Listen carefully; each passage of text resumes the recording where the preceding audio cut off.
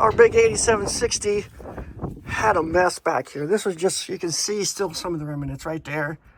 It was just covered in diesel-soaked dirt. And what we had found is we had a leak. One of those little fittings there on the base of our fuel filter. Well, I thought maybe the fuel filter was bad, so I swapped the fuel filters out, went to go again, still leaking. So I went to tighten that little nut up, actually this one over here, and it stripped out. So that's why it is leaking. So I have to change this base. So you can see one bolt's right there. Where's the other bolt at? Can't see it. It's behind the injection pump. Thanks, John Deere. I don't know who that engineer was, but I hope he got fired. So I gotta try to take this apart with a bolt and behind, up in there. Behind this, this, and that. You can tell by my voice I'm not impressed. So, wish me luck.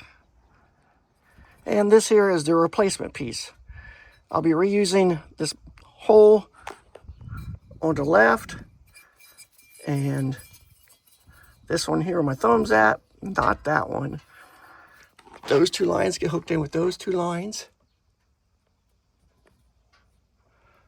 And it was plugged in the bottom, and it was plugged over here.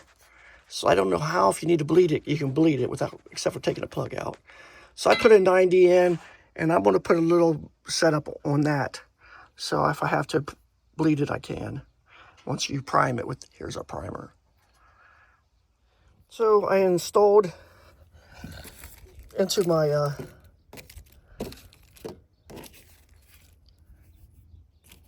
I installed a fitting here, and then I'm going to put like a little flare cap on top, so you can crack this open to bleed it. So you can crack that open. I put sealer on this and this. This one does not have sealer. It's just going to be a fitting. It's a 37-degree fitting, so it'll tighten up against that. Okay, now I'll take the fuel filter off. And to try to keep the fuel filter clean, I'll just put it back in the original box.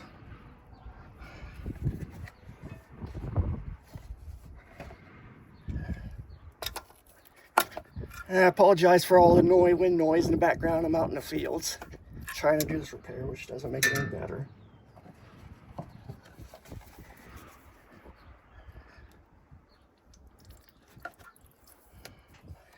Okay, I can get a wrench in here and get this broke loose. And I know I can get wrenches in there. This is the one I don't know about. Okay, it takes a 3/4 inch wrench to take those lines loose, but you have to try to back up those lines with this guy, 11/16. So take those off and take this off here because it loops around, goes over into that. And hopefully you can get to the bolt, because I could not get to the bolt because the steel line is in the way. Okay, I took that line off and booked it back up, put a rag on the end to keep it clean. And I can actually get the wrench on now and get it broke loose. Hopefully, you can see it finally. Look, right there it is. But that steel line went right over top of it. And I still have to unhook that top line and take that bolt out. But we're making progress. Okay, slowly getting there. Okay, that one's out. It's a long bolt. So if the other one's that long, I may have to remove the fuel filter. Sorry, the oil filter. That guy. So I think I'll take that steel line loose up there first. Okay, and I've got this guy loose.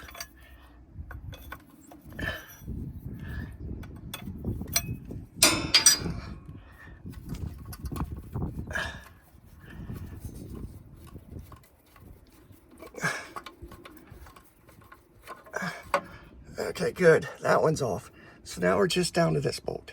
And being that 14 millimeter and 9/16 are almost the same, you can also probably try to use a 9/16 on that if you don't have your metric socket set with you. But just I didn't. So I used 14 to kind of back out a little bit farther. So let's see if I can walk this out of there. There it is. Let's compare it to the new one. Okay, there's the old one. And I'll show you after a while. It has aluminum threads. They stripped out up here. The new ones, they put steel inserts in and they tapped them here. So this stuff is going away with, because it was leaking here or both. Actually, when I tightened this one, I stripped the threads out, so it ended up leaking here. Started leaking here, I believe. But anyways, you have to remove these guys. Looks like you just push them down, back, slide them up, bring it over, down, and up. So it hooks back in here. I'm gonna clean that up a little bit better before I put it together finally. But that's how you do that. So this is 2 pieces sitting out. Looks like these bolts should all line up, so we'll keep moving forward. And I'll reverse the process. I'll slip this in here. I'll hook this line up here. I'll need 2 hands for that to tighten this guy up, get it started. And maybe not, maybe I'll get lucky. And then I'll tighten this one up a little bit more, so it's just a little bit snug, so I can still tip it back and forth. My little bleeder thing's going to clear fine back here. That makes me feel good. And then I'll hook the last thing I'll do. I'll put the bolt in over here, and then I'll put this line back on right there. And just finish snugging this one up. Okay, there we go. And I'll back it off just a little, so it can still wiggle a little bit, so I can get that bolt over here lined up and in. Okay, I've got my hand down there on the wrench. Tighten it up. You can kind of see it back in there. And now I can go ahead and tighten that one up.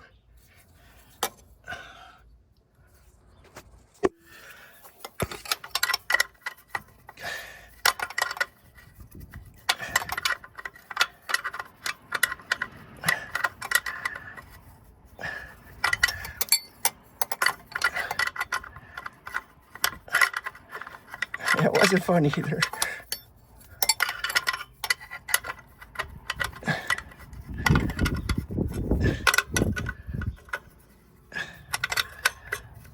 Okay, that one's tight.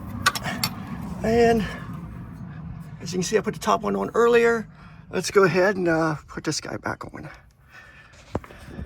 And a little FYI, that is a unique, that's got a rubber piece with a flare type fitting. I don't think I've ever seen anything quite like that before.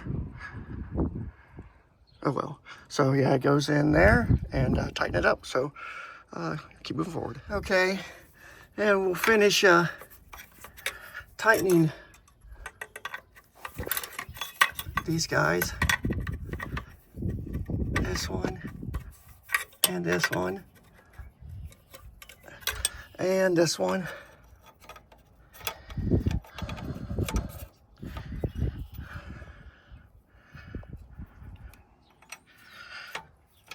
And should be ready to put the filter back on, prime it, and test it. Okay. There's that.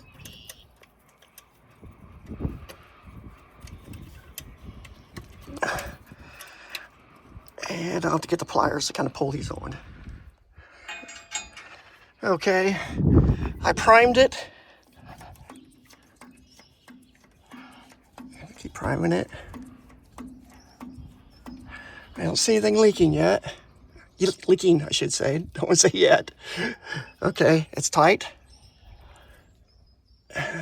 Looks good. So, then I don't see anything leaking. I'm going to crack this. There's a little bit of air. It should release. Yep, it just spit a couple times. It's still spitting. I'll hit this again.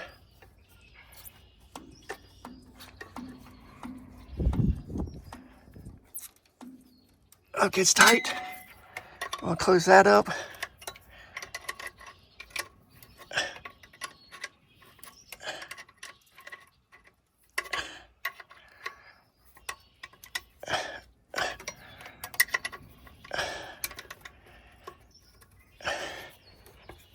Okay, it's good and tight. Hit it again. That is tight. So I'm gonna clean it, make sure nothing leaks. I'll give it a try. Now that we have everything back together, system all primed, we'll go ahead and see if it'll start. Yep,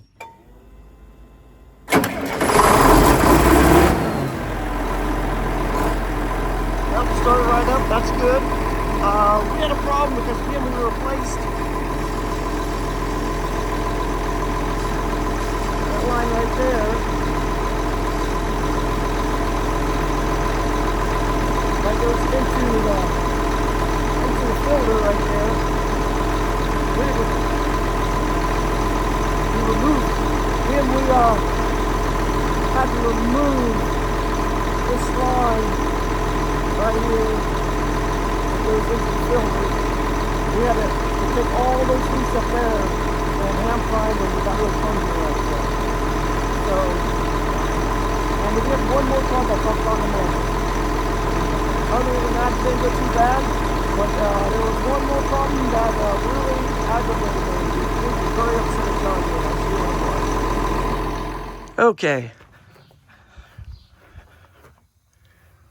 If you look here, this is the orientation. You see any difference between the top one and the bottom one? Yeah, that bottom one has a check valve in it. So it'll keep the fuel from backflowing from this line right here back through. Well, guess what John Deere did? You see that check valve in the bottom? It's supposed to be down here. They had it up there. So I could get fuel into the filter. I could prime it here, but I could not get anything to go into the pump. I messed around with this for hours trying to finally get it. We couldn't get any fuel up here, to injectors, anywhere.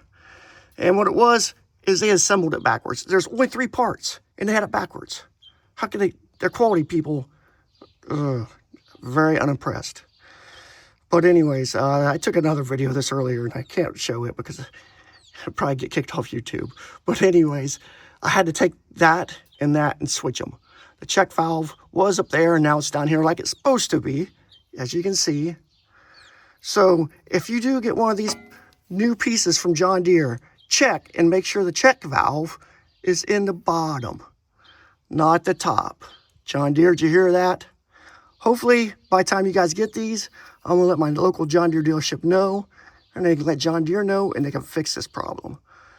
But man, did it give me a headache for a day trying to figure this thing out, because it would not prime because the fuel could not get out of there because there was a check valve in there. But I appreciate you watching till the end. I hope this was helpful, and thanks a lot. You have a great day, and if this information is helpful for you, please like and subscribe.